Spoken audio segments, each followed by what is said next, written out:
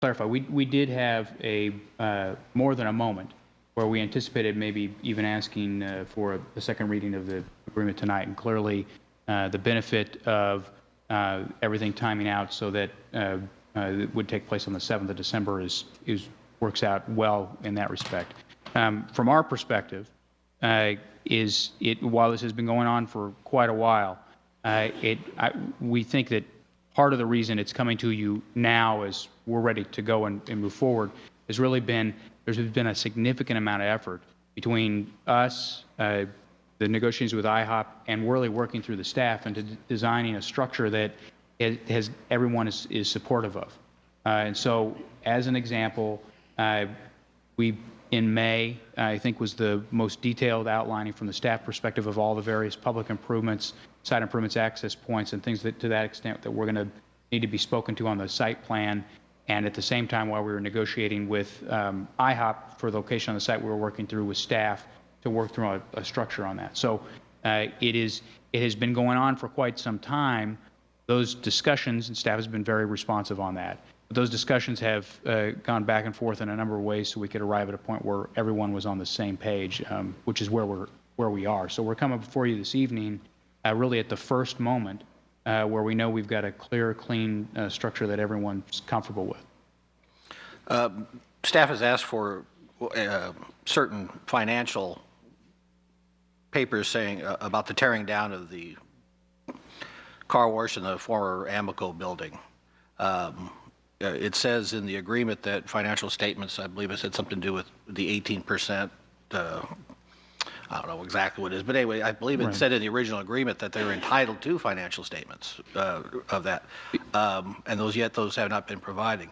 You also just stated earlier tonight that you don't know how much it would cost to tear down the Amico or the gas station, but yet you know you can't afford it. And I'd like to know, how would you know that? Sure. Let me answer all this because I think they're all very fair questions. Well, this is not a financial report request, and I believe that we've responded to all the requirements in the development agreement. Clearly, there's no intention not to, and I don't at all think that's what has occurred by any stretch. There was a reference to a staff request that we provide. We frankly just said it's going to cost too darn much to tear down all of these buildings at once, and our preference is to do it just in time with the phase of the development as well, which we think intuitively makes some sense, but it's really on an economic basis. I don't think we had any real resistance to that. I think we definitely had a request to provide some financial basis for that. Every detailed piece of information we've provided to staff, we've had enough thought and vetting to provide all of that. At this point, we have estimated numbers that run into the six figures for demolition of the additional buildings. They're not final engineered numbers, and there's a little bit of a range there. And staff has also raised the issue of what happens when we knock those buildings down. Are we going to have green spacing and things to that extent? So one of the things is I can clearly show debt on the property, sale of the pad for IHOP, and if I stop right there, if the demolition is more than $1, I think I'm satisfying the request, but I don't really think that's what staff want. I think they want to have a fair understanding of what is the total demolition cost and what would happen after that. Clearly, we've gotten to a point where everyone is comfortable, we believe, with the one, that the demolition will occur, and two, that the deferral structure is timed in with the development side. So it's not there's no intention to dodge a request by any stretch. It's really the intention of making sure that when we provide numbers and detailed information to the city, that we've got a fair reading of the basis for it, something beyond an estimated number. And I'll add a little bit of a context. We also know that we're a few months away from providing working with staff on a very detailed amendment. We know it will also can contemplate those demolition costs. So that's really all it speaks to, but not any intention to not provide information. So you're saying when a second restaurant goes into this development, those buildings will be torn down? Yes. I mean, we've agreed that the demolition will occur. The contract, this agreement, clearly does not allow for future phase development without staff agreeing to that future development, staff has been pretty adamant about where they are on demolition. It would be my wish, as my vote, that before, after the IHOP, if anything else would occur, that the completion of the demolition of the Amoco station and be there. Like you said, Right. we want assurances from you and feel comfortable with you. We'd like this to be a win for everybody here. Basically back, in order to get those assurances, I believe you had an Exhibit E with things that would be on here. Nowhere on here do I see an ABC tow lot, but yet that was at one time kind of looked like it was going to be there. So my confidence level has to grow a little bit here. I'm sure IHOP would like to be next to a beautiful green space rather than a closed Amoco station and about condemned car wash. So. Absolutely. Let me just kind of comment on that a little bit, because I think they're all fair questions. One, I'm just kind of to the having comfort in performance. I think one of the things that is in this agreement that we talked through with staff is that, yes, a number of the costs associated with things that you're seeing here that are those phase one improvements are tied to tax increment financing, reimbursement, and that structure. We've also included a structure speaking to performance, where the city then has the ability to stop the reimbursement stream if those additional improvements, once a B of A approves and things of that extent, are not initiated in time with staff's preference. So we have agreed, and that was actually an easy discussion. We've agreed to provide for additional accountability references. The other comment I think really speaks to when this project was approved, the entire Kansas City Live project versus today.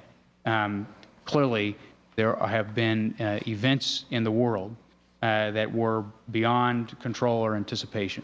And I think what you've seen is a constant exchange between staff and us to explore literally every single option to get this development in a position where it continues to move forward. And that has involved raising all kinds of thoughts. I think ultimately, clearly now, we've arrived at a point where we've got a detailed planned site. You've got a viable user that is appealing to everyone, and you've got a structure where all of the priorities of the city are in line. And so, I think while all those comments are very fair and they're very, very valid questions, I think that one of the benefits we've had of working with everybody even this year is we've arrived at a point where we've got good consensus on the bones of what needs to be accomplished. My understanding then is the entire Dodge dealership is going to be torn down, even though that Yes. goes into phase 2 of but project 2. And we've discussed that clearly, was that the entire building is coming down. And my understanding is that would leave room then for another restaurant to be developed there, not on the car wash Amoco lot. But my understanding is then that you're saying that then it would be financially viable then to tear down those two items. No, when you're I'm not stating that even at that point. Let me just kind of add to the details here, because I think it's fair. One issue that we have is the detailed planning and speculation of the further development of the site. And so that really is why, even though you do have a detailed amendment in front of you, it is really a carve out of a very specific phase 1 component. We have a series of discussions that go through with staff on demolition costs, the entire structure of the TIF plan for the remainder of the phase development. And add that as an example, I haven't had discussions with staff on that. I do know that that the demolitions of the buildings is a priority for staff, clearly a priority for the board, and we anticipated that. And so we've had discussions as well. One of the things we do also anticipate is that with the location of the IHOP, not only will you have activity on the site, and that'll generate more interest and more ability to continue to develop it, it will also start to generate revenue into that special allocation fund that was referenced. And so there's going to be some more options from the financing side as well. So we anticipate that all those will be part of the discussions there. And clearly, we would need to come in front of you and have this discussion again, and we'd like to be able to give you all the answers that you're intimating you would like. Having looked back through some minutes back from 05, 06, from the board meetings. It was a very complicated plan that the city of Raytown and Walmart and the school district and a couple other entities that own property and the block company got into on this. It seems to me that the school district has held up their end of the deal. Walmart has built their building. The city has been there. We even have an economic development director now to help answer to pursue your questions on. I would rather get along greatly with you and see this thing be redeveloped as rapidly as possible, because this was pretty much critical to this whole plan, as you well are aware of. Could you elaborate on any timeframes? There's 2012 seems to be the date for Project 2 and Project 3 as the plan sits today, which is amended in July 30th of 2010, so that's not that long ago, that was amended to that, and you must be aware of that. So are we still on for 2012 for Project 3? Is that coming up?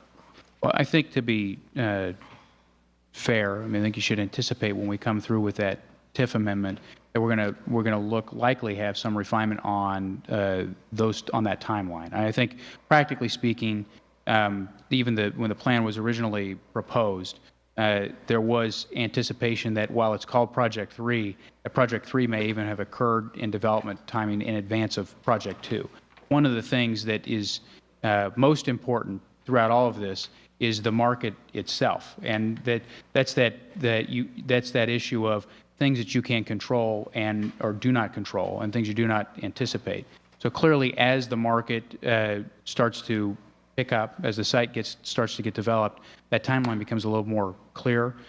I think, to be fair, I don't want to sit here and say that you wouldn't expect to have some discussions on the Project 3 area timeline when we come back with a TIF amendment. I think that's just, in all practicality, a fair response.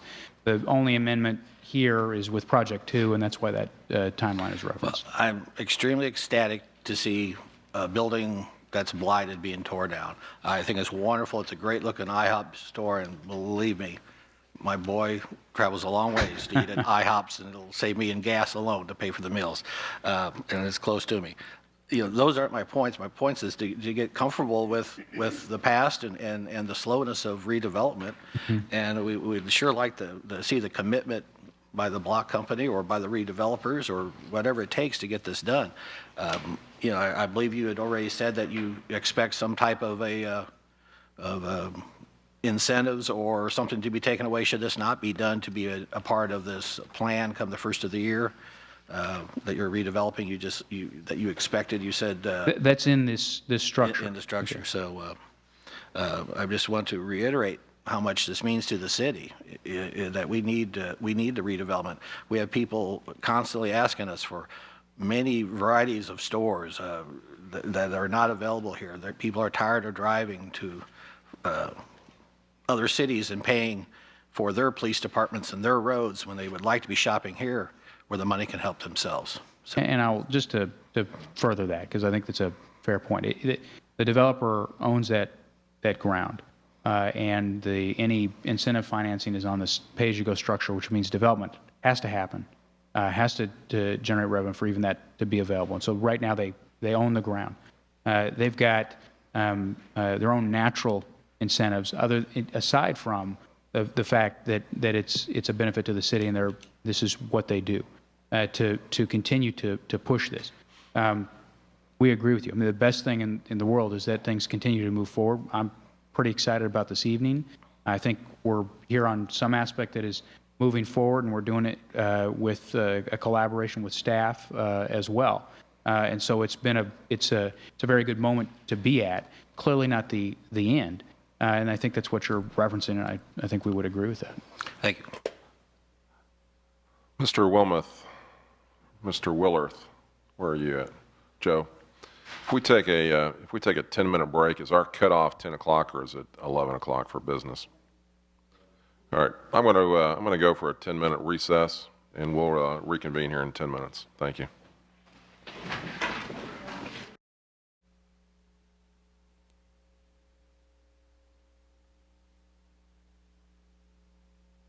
Announcement that I need to make? Okay. It is. Thank you. I appreciate that. Yes. Look like it.